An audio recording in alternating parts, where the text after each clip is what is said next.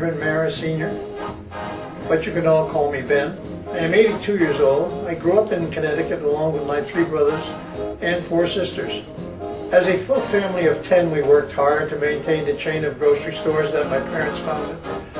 But at the age of 17, all of my brothers had been drafted to the war, which a lot of families had to do in order to keep that war going, I guess. In order to follow in the footsteps of my brothers Guy, George, and Butch, I changed my birth certificate to say I was 18.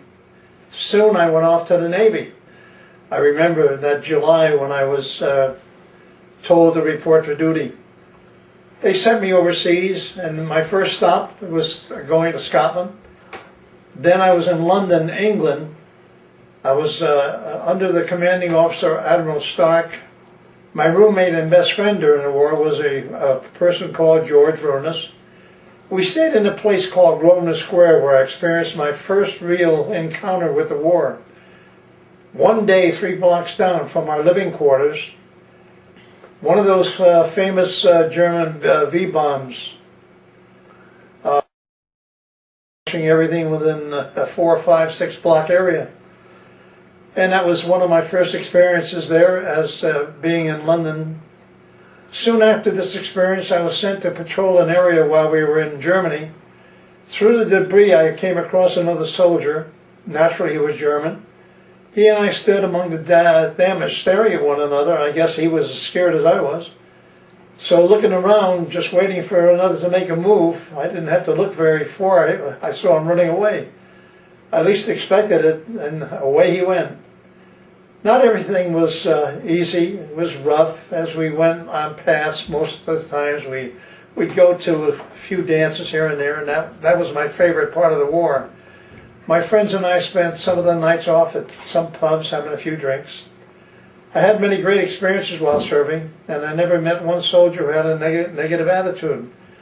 They were all looking at the one day when they're all coming home soon to be with their folks and their parents and their wives and so forth. After 6 months in London, I was transferred to Bremerhaven, Germany. There I received a telegram bearing the terrible news that my brother had been hospitalized, and I decided to fly there to a place called Bournemouth on the seacoast of 4K, which was a town, but I was allowed to stay for only 7 hours before I was flown back to Germany. While I was there, my brother introduced me to a young guy that was in the bed next to him. And this fellow was in not only the Army, but he was in the Marines before that, got discharged, and they couldn't keep him out of the war. And he started and came in, he joined the Army again.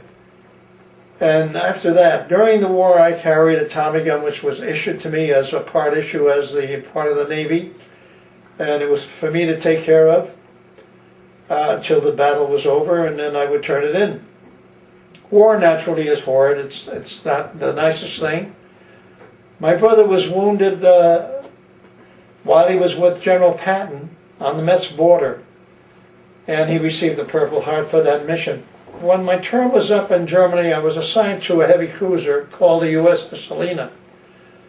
I obtained a disability by stepping on some glass and was transferred to a hospital ship. I picked up the ship in Tsingtao, China, and I was shipped back to a Navy base in Hawaii, which was called Aiea. I was finally discharged after serving in the Navy for 3.5 years. After the war, I worked for my father in a chain of grocery stores that he had started. Eventually left the business and started to work at a company called Fuller Brush Company that sold brushes and many other items.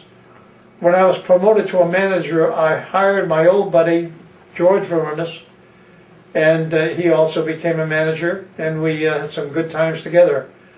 I decided to go to a dance one evening when I was back in Connecticut after getting out of the Navy, and that's where I ended up meeting the heart of my life, and her name was Franny. We married on February 9th, 1948, the same day as her birthday. We now have been married for over 60 years and have 4 children named Robin, Ben, Mary, and Lisa. War is okay if you're fighting for a good cause, which we were, But fighting just to keep your pride is pointless, as everybody knows.